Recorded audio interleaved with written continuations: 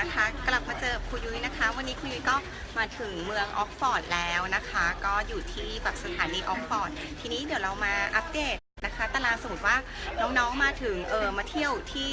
ที่ออกฟอร์ดนะอยากจะไปเมืองต่างๆนะคะด้านหลังครูนะคะลองดูจะเป็นตารางนะคะเยอะมากเลยนะคะจะเป็นเมืองต่างๆเดี๋ยวครูยุ้ยหันกล้องก่อนนะคะเดี๋ยวแป๊บนึงนะคะ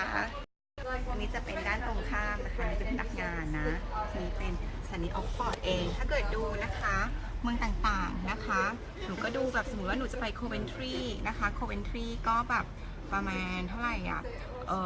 ประมาณชั่วโมงหนึ่งนะคะหรือว่าจะไปเมืองต่างๆเยอะมากเลยเห็นไหมเป็นลิสต์ค่อนข้างเยอะเห็นไหมโหเยอะมากนะคะสมมุติว่า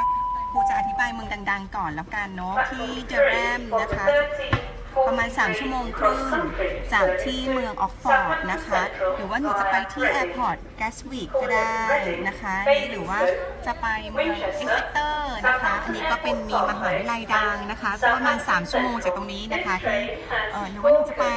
อินดินเบิร์กนะคะอินดินเบิร์กเห็นไหมแต่ว่าอินดินเบิร์กเนี่ยจะนานนิดนึงนะคะก็ใช้เวลาเนี่ยเท่าไหร่อ่ะสิประมาณ5ชั่วโมงนะคะนี้แล้วก็ที่อีลิงบรอดเวย์หรือว่าจะเป็นแบบคือเยอะมากนี้ก็คือเยอะนะคะกิลฟอร์ดโอ้เยอะมากนะคะคุณอ่านไม่ไหวเยอะสุดๆเลยนะคะแต่คุณยุ้ยอาจจะ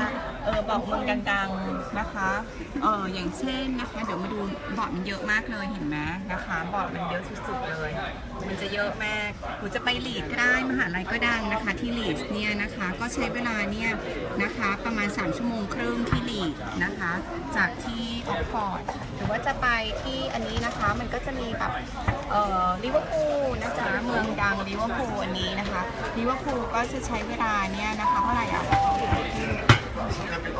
ประมาณ3ชั่วโมงนะคะที่จะไป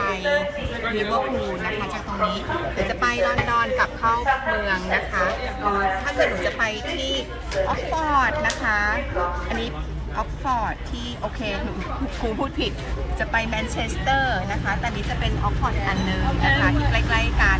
คือมันจะเป็นออกฟอร์ดพาร์คเวย์ใกล้ๆกับตรงนี้นะคะแล้วก็ถ้าเกิดหนูจะไปแมนเชสเตอร์จากตรงนี้ก็ได้นะคะประมาณแค่3ชั่วโมงเองที่แมนเชสเตอร์จากออกฟอร์ดไป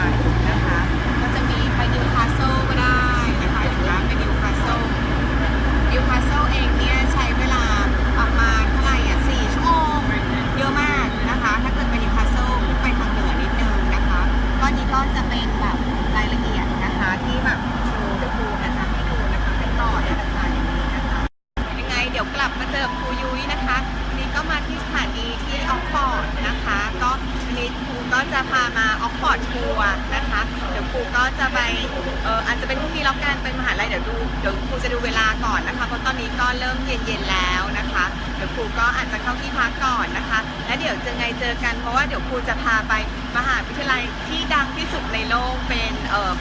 เหมือนกับแบบเป็นท็อปเลย the best university